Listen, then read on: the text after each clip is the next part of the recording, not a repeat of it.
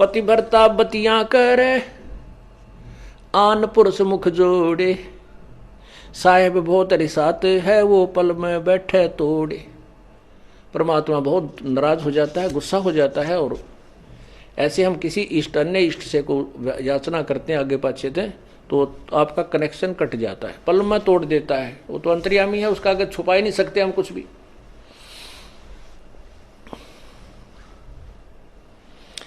नैना आन न देख ही श्रवण सुने नहीं बैन, रसना से बोले नहीं सो पतिव्रता ऐन। दूसरे इष्ट को, दूसरे पुरुष को आंखों से भी नहीं देखे। आंखों से देखने का तात्पर्य है कि हम उसके उस स्वरूप पर दृष्टि डालते हैं तो अंदर से कुछ उथल पुथल शुरू हो जाती है, वो नहीं होनी चाहिए। यानी हम किसी से कोई बात सुनते हैं, वो वहाँ गया था, उस माता दोकन गया था, उनका ये लाभ हो गया, और वह माता दोकन जाने वाला का नाश होया पड़ा, वो दिखा दूँ। उसको पिछले पुण्य की कमाई से कुछ मिल रहा है तो लगता है जैसे मैं वो दोकने गया हूँ उसी से मुझे लाभ हो गया। नहीं, ये ज्ञान आधार नहीं है, धूल में लठ लग रहा है।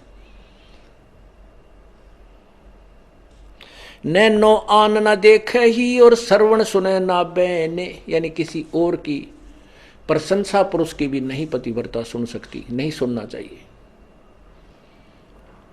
यानी दूसरे भगवानों के भी हमने प्रशंसा भी नहीं सुननी हमें, क्योंकि पहले तो हमें ज्ञान हो जाएगा नहीं कितनी समर्थता था, हम सुनेंगे भी तो भी अनसुनी हो जाएगी, पता लग जाएगा छोड़ बेरा हदी से ये भगवान है कहाँ तक के। अपने पिए के पलंग दर रह जमी से लागे, सोपी की से जांच डे जिनके मोटे भाग। अपने पति के पलंग के सहारे बैठी रहे,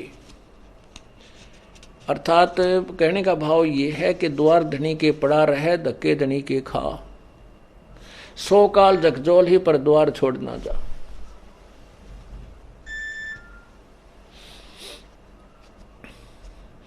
अब कैसे बताते हैं, जैसे परमात्मा रुष्ट हो गया, पल में बैठे तोड़, तो फिर उसके लिए क्या बताते हैं कि अपने पति के पलंग दर रह जमी से लाग, यानी 100 पर माफी मांगे और अपनी गलती को स्वीकार करे।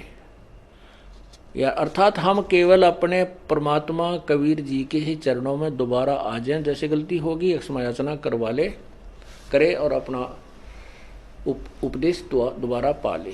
और फिर उसने, उस व्यक्ति ने और उस बहन, उस आत्मा को अधिक प्रयत्न और अधिक जो है विश्वास पैदा कराना पड़ेगा भगवान में, तब उसकी सुनाई शुरू होती है। तो यहाँ कहते हैं अपने पिए के पलंग दर रह जमी से लाग, और सोपति की से जांच है जिनके मोटे भाग। वही परमात्मा के सुख को प्राप्त कर सकेंगी वो आत्माएं। पति भरता और सुहेलड़ी सेवन अधिक अपार, पति भरता भाव नहीं ये चूम चटक श्रृंगारे।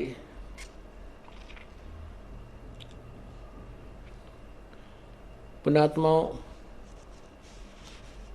इसमें दोनों ही हमें आदेश दे रहा है परमात्मा, दोनों ही निर्देश हैं।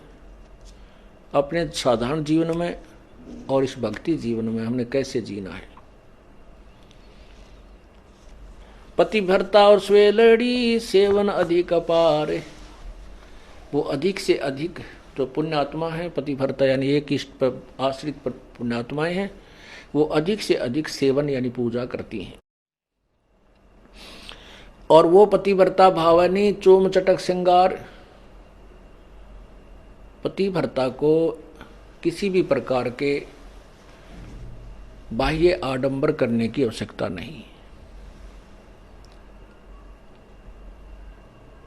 अर्थात जैसे ये संत बन जाते हैं, कान पड़वा लिए, जटा रखा ली, माला 4 गाल ली, या कति मुंड मुंडा लिया, वस्त्र एक लंगोट बांध लिया, बाकी धूप राख मसड़ ली। कहते हैं इन श्रृंगारों की परमात्मा को कति आवश्यकता नहीं, वो अंदर से जानता है ये कितना भगत है और उसमें उतना ही प्रेम होता है प्रभु का। ऐसे ही हम अपनी बहन बेटियों से प्रार्थना करते रहते हैं कि हमने न तो ये मेहंदी वगैरह लगानी है, ना ये नाखूनों को लाल करना है, ना होठों को लाल करना है, ये नहीं चाहिए हमने। आप केवल अपने मांग में सिंदूर आदि लगा सकते हैं, जिससे ये एक प्रतीक है, ये शादीशुदा है या मैरिड है अनमैरिड, बस इतना। वो भी लगाना चाहें तो लगा सकते हैं, अन्यथा कोई आवश्यकता नहीं है। ये उनके लिए है जो नए नए आते हैं, उनको एकदम हर एक क्रिया से विपरीत होना पड़ता है, इसलिए वो थोड़े से घबरा जाते हैं। जब ज्ञान हो जाएगा फिर आपको यह शरीर मिट्टी नजर आओगा। इस मिट्टी के घड़े को कितना श्रृंगार है, कितना इसके ऊपर चित्र सुंदर लगा दे, देश में वस्तु जल नहीं है तो ये व्यर्थ है। और मीठा जीवनदाता जल यदि एक बूंदे से मटके में भी है, वही मटका हमें प्रिय है। ऐसे ही परमात्मा की भक्ति में हमने साधारण बन के रहना है।